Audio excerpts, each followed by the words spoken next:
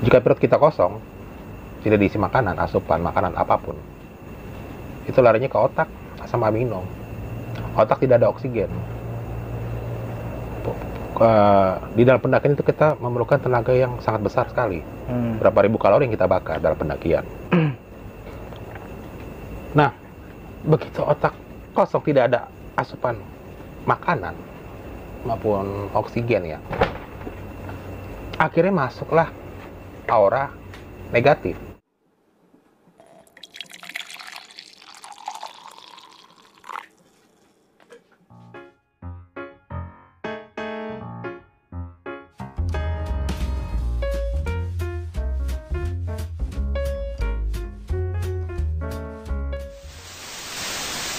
Assalamualaikum warahmatullahi wabarakatuh.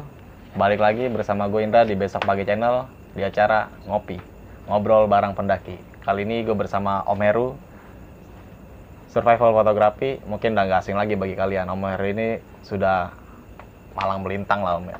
Di channel-channel lain ya Om khususnya. Apalagi channel misteri. Nah kali ini kita pengen bahas tentang pendakian Gunung Om Heru di Gunung Slamet khususnya. Ada 3 jalur Tom.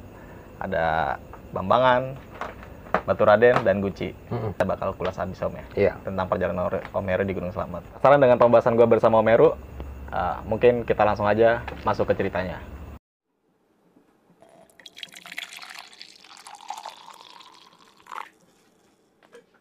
Bismillahirrahmanirrahim. Assalamualaikum warahmatullahi wabarakatuh. Salam sejahtera untuk kita semua, salam sehat selalu untuk pemirsa Besok Pagi Channel. Om Swastiastu, Namo Buddhaya. Nyantai aja ngobrolnya ya? Nyantai aja Om. Waktu di Gunung Slamet ya, gua udah 4 kali ke sana. Dan juga ada pernah cerita di channel YouTube yang lain. Itu waktu itu via Baturaden. Yang gue masuk dimensi, ya itulah lain.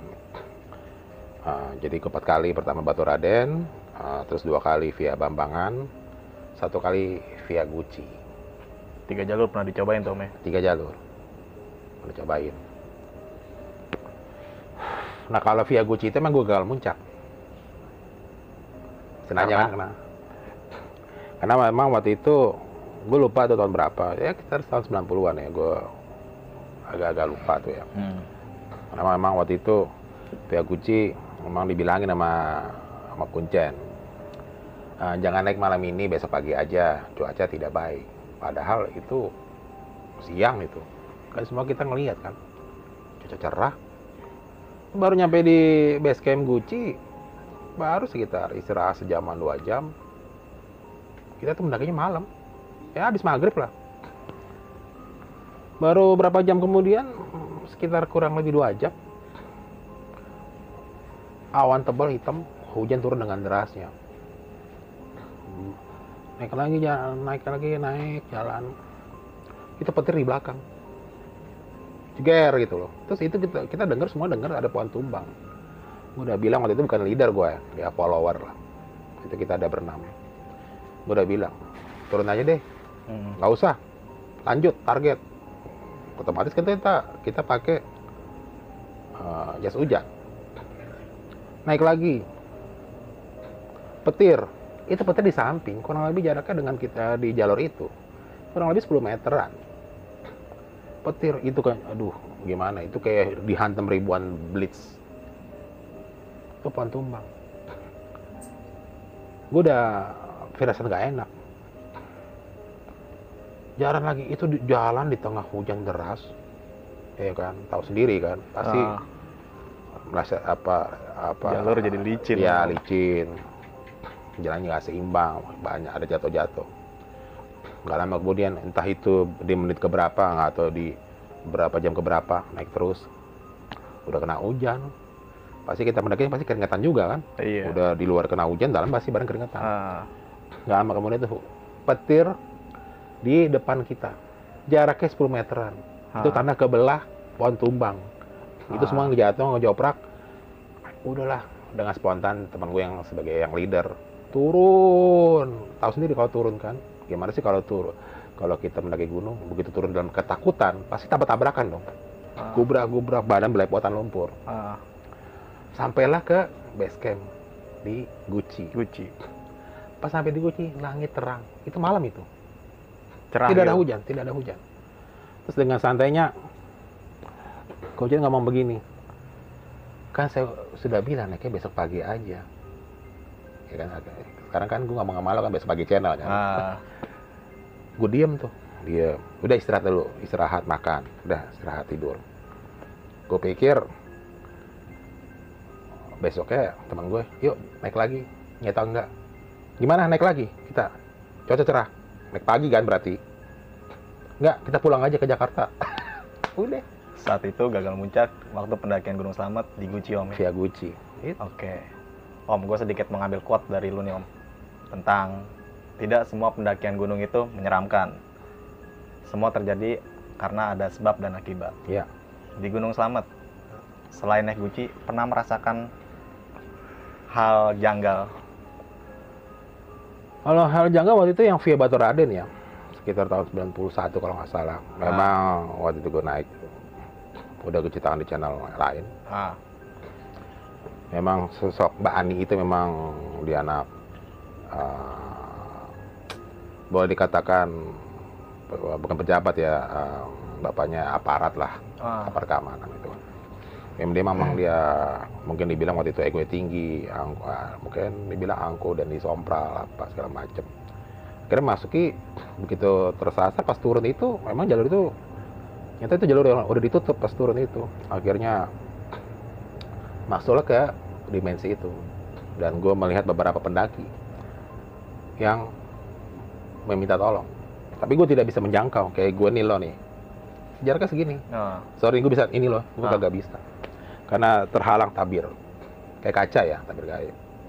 Situ badan apa kepala gue pusing apa ya kan itu kan di luar nalar dan logika melewati itu. Nah, saat Om melihat pendaki yang kita bilang gaib lah Om ya, ada nggak pesan-pesan dari pendaki tersebut?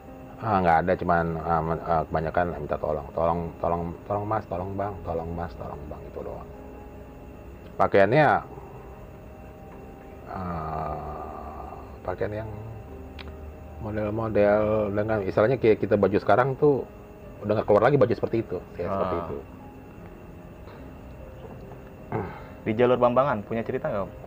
Jalur Bambangan gue pernah lagi itu. Jalur Bambangan. Gue jalur Bambangan 2 kali. Itu yang pendakian itu waktu itu rame-rame, lancar aja. Cuman ada yang satu ya boleh dibilang apa ya? Bukan mistis karena waktu itu memang rame yang mendaki Gunung Slamet ya. Nah, ada satu pos yang disakralkan ya. Pos 4 Samarantu. Nah nyampe di pos itu kalau nggak salah udah malam ya, udah lupa tuh jam berapa. Nah waktu itu ada bawa komunikasi HT, terus ada juga pendaki ketemu, ada yang ngobrol juga. Pos 5 penuh, pos 3 penuh, pos 6 penuh, sampai pos 7 penuh. Ya dengan sangat terpaksa, gue dan teman-teman buka tenda di pos 4. Cuman di sini gue dan teman-teman berpikir positif ya. Di pohon besar itu 2. Ya udah, nggak apa-apa. Selama kita tidak mengganggu mereka, terus selama kita konsentrasi, selama kita ada aktivitas, mereka tidak akan ganggu. Memang sih banyak sosok-sosok penampakan kelebatan seperti itu. Dan beberapa teman juga pada ngelihat, ya udah biarin aja. Terus sampai ada yang mau nahan kencing. Ya gue bilang, ya jangan kencing di pohon. Udah kencing di aja di jalur. Ya orang kesini juga udah malam ini sepi. Cuman yang gue bilang, ada juga teman gue juga bilang, ya kalau bisa jangan tidur lah, melek aja. Ya entah kenapa gitu ya, ada yang bilang teman gue. Emang kenapa kalau tidur? Ya katanya kan katanya. Cuman gue menghapus stigma itu karena di pendakian sebelumnya pertama kali gue mendaki Gunung Slamet via Batu Raden, ya kan, ya udah yang penting kita sudah berdoa kepada Tuhan Yang Maha Esa, Allah Subhanahu Wa Taala, pencipta alam raya semesta ini. Terus kita juga ya kayak gimana ya, kayak kita berkunjung ke rumah kakek nenek, kayak numpang istirahat ya, cucu cicit mau istirahat, udah itu aja, dan aman-aman aja. Tidak. Memang melek-melek, akhirnya biar bisa tidur pas subuh. Tapi pada saat malam itu merasakan kejadian-kejadian yang di luar batas nalar loh. Ya ada, cuman gimana sih kalau misalnya lagi masak nih ngeliat gitu kan, ada yang ngeliatin gitu, kayak ada yang gitu. Udah bisik-bisik aja. Itu kayaknya ada yang gitu tuh. Ya udah diem aja. Iya. Ya udah kita ngerokok aja. Ngeliat semuanya, ngeliat. Cuman ya udah kita mensugesti pikiran kita untuk melakukan kegiatan yang positif. Ya masak lah, Nintendo lah atau apa, bongkar tas lah, nyusun barang lah. Pokoknya waktu itu gue sama teman-teman bikin jangan sampai kita bengong dan jangan sampai perut kita tidak kosong. Entah masak lah, entah ngerokok, entah ngopi lah, entah ngobrol. Yang penting ya udah ngeriung aja. Udah, ternyata alhamdulillah tidak ada apa-apa. Di pos 4 Samaranti. Yang gue tahu nih Om ya, pos 4 Samaranti itu salah satu pos yang sangat disakralkan ya. Iya. Apalagi pas waktu naik Selamat Via Bambangan itu, dari pihak basecamp itu sangat melarang lah mendirikan tenda di pos 4 Samaranti. Betul. Itu. Jangan mendirikan tenda, kalau kita break lama-lama di situ pun, kalau bisa jangan terlalu lama. Betul, betul. Nah, maksud dari teman Om itu yang tadi bilang kita nggak boleh pikiran kosong, perut harus keisi. Jadi gini ya, apa yang gue setelah gue telaah, maksudnya gini. Ini secara ada ilmunya ya, ilmu kedokteran, bukan ilmu klinik. Jika perut kita kosong, tidak diisi makanan, asupan, makanan apapun, itu larinya ke otak, asam amino. Otak tidak ada oksigen. Di dalam pendakian itu kita memerlukan tenaga yang sangat besar sekali. Berapa ribu kalori yang kita bakar dalam pendakian.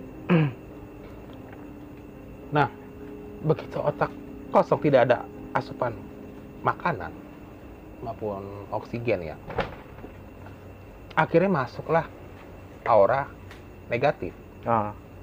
Akhirnya berhalusinasi, melihat yang macam-macam seperti itu.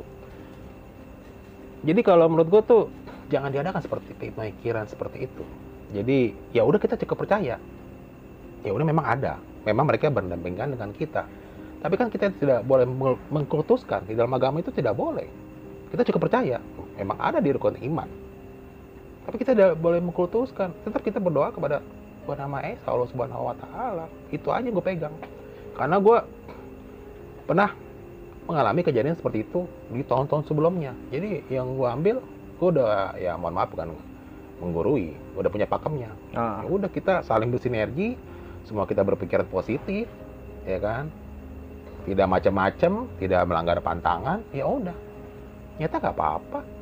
Baik-baik aja. Baik-baik aja. Sesuai dengan tadi quote yang dibilang Om Heri itu, tidak semua pendakian gunung itu menyeramkan ya. Tidak menyeramkan. Semua terjadi karena ada sebab akibat. Tidak ada api kalau tidak ada asap. Sama aja kita ngobrol dengan orang umur lebih tua dari kita, kalau nggak kita digampar kan gitu doang. Ngomong yang sopan loh. Sama, mereka juga seperti itu.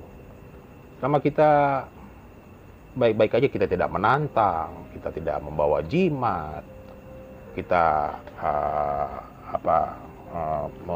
tidak mengotori tempat, sampah kita bawa turun kembali, terus tidak mengambil apapun, ya, tidak membunuh apapun, hewan apapun tidak usah kita, tidak mengotori apa segala macam, mau pilok ya, mau tebang pohon, aman-aman aja. Karena gue patokannya seperti itu, berpikir positif, ya kan, ikuti kata hatimu, ya udah seperti itu aja, aman. Kalau mohon maaf ya, bagi gue penampakan KPG itu ya udah, kalau dibilang sama orang-orang tuh atau kasta ya, istilahnya itu preman itu tidak akan bisa masuk kalangan istana. Ya, sama kayak kita masuk ke istana presiden, mana bisa kita pakai begini, kita mesti rapi, ya kan seperti itu doang. Ya mereka tuh ada di luarnya dan tidak akan bisa masuk ke situ. Berarti apa? Tergantung keimanan kita, gitu doang. Semua orang diciptakan sama, mau dia orang kaya, orang miskin, atau orang menengah, Yang beda kan cuma keimanan doang. Kalau kita takut, ya akan takut. Akan takut seterusnya. Jadi kalau bilang, oh, ntar takut ini. Jadi kita kan ketakutan terus. Yaudah kalau kita jalan aja. Tapi ada perhitungan. Seperti itu. Berarti balik lagi ke sugesti Om ya. Sugesti. Kalau kita sugesti kita positif, Positif. hal-hal yang negatif pun tidak akan mendekat kepada kita ya. Tidak ada. Insya Allah punya. Di jalur Guci pun Om sempat melanggar pesan dari Sang Kuncen. Iya, rombongan gue ya waktu itu masih ego ya. Ah, Masih ego lah waktu itu ya kan. Karena ya gimana ya udah jauh-jauh ya kan. Oh, kita mesti target apa. Tapi ya kita kan tidak bisa menantang alam. Alam begitu-gitu aja, mau hujan badai puting beliung, mau panas, mau dingin, ya begitu aja. Ya, jangan memaksakan lah. Udah itu aja, memaksakan kehendak. tapi sampai bawah itu kan katanya cerah Om. Cerah, Itu agak aneh juga tuh. aneh. Nggak karena setelah tadi diguyur hujan sampai bawah itu nggak hujan kan berarti kering. Ya gimana ya kalau di gunung itu, kalau mungkin dibilang embun ya, air embun, basah, tapi tidak hujan. Dan Sing Kuncen itu Oh iya, ngomong gini dong rokok. Saya bilang juga apa? Ya, gue sempat mau ketawa, tapi merinding juga, ya kan? Mengalami fenomena seperti itu. Berapa jam jalan tiba-tiba langit apa gelap langsung. Hujan kayak diguyur dari langit kayak berapa ember gitu loh. Deras banget sampai kita pakai jas hujan tapi nggak sempet, sampai basah juga. Gitu loh. Seperti itu. Tapi bagi gue itu semuanya itu pelajaran lah buat gue. Biar gue apa ya, dan teman-teman introspeksi diri. Ya kan? Karena ya gimana ya? Kalau jangan mulai kesalahan, ya kan? Udah tahu sih itu ada lubang, kenapa lo lewatin lagi, jeblos lagi. Ya berarti kalau lo jeblos lagi ke lubang itu berarti lo goblok kan gitu doang. Ya kita naik motor udah tahu, jangan lewat situ ya ada lubang. Lah masih lewat aja jeblos ya. Ya kitanya yang tolong kan gitu doang. Ya harus kita hindarin, udah. Sebenarnya simpel sih. Namanya kuncen ya, juru kunci, itu adalah yang memberikan penerangan kepada kita. Mereka itu bukan orang sembarangan. Ya kan? Mereka itu mempunyai pandangan melebihi dari pandangan kita.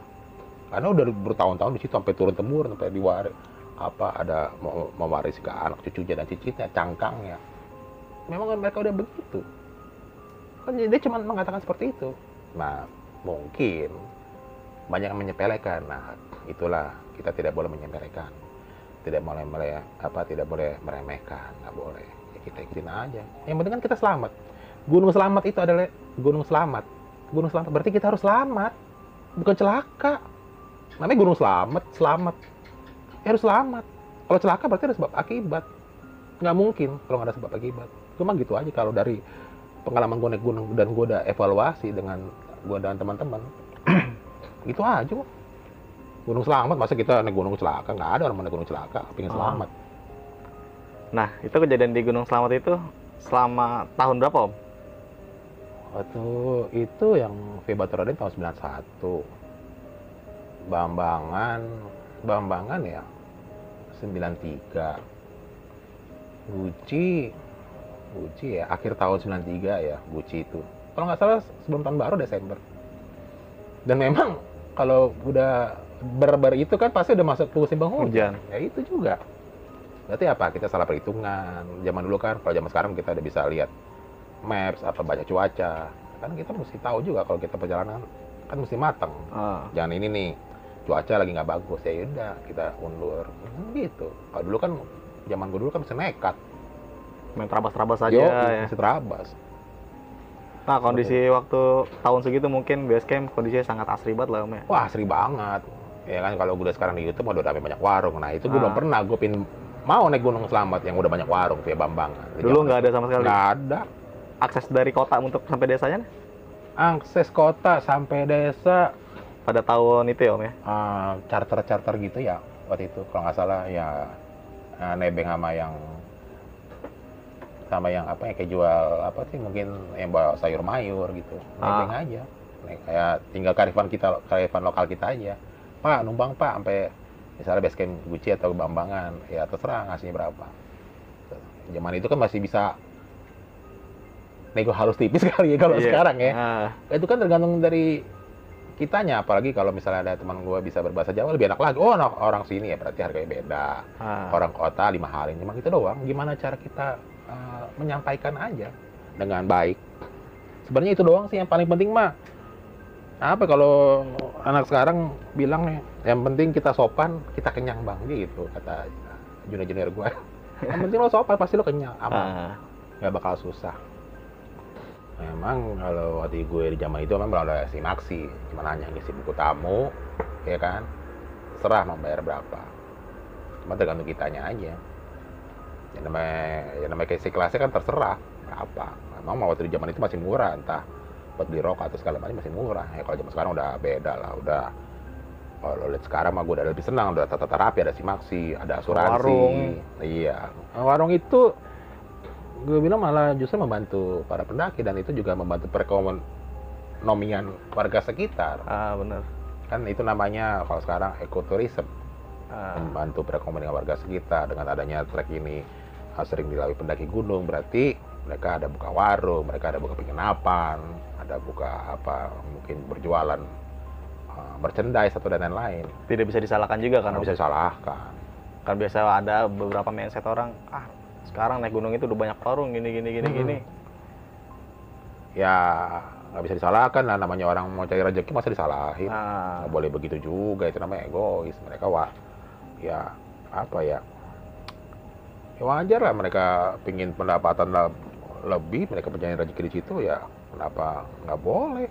Itu mah suka-sukanya mereka, apa memang mereka begitu, memang itu tempat wisata ya kan, kecuali jualannya di pinggir jalan ya pasti diusir kan gitu doang. Ini jalur wisata kok, resmi, jalur wisata resmi.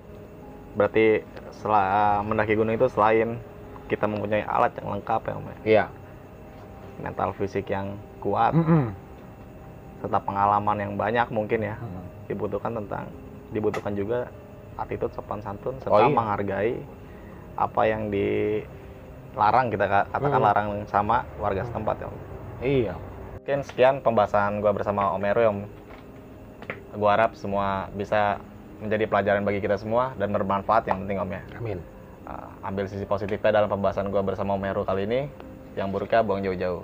Dari gue Indra, sampai jumpa di video-video gue berikutnya. Wassalamualaikum warahmatullahi wabarakatuh. Waalaikumsalam warahmatullahi wabarakatuh.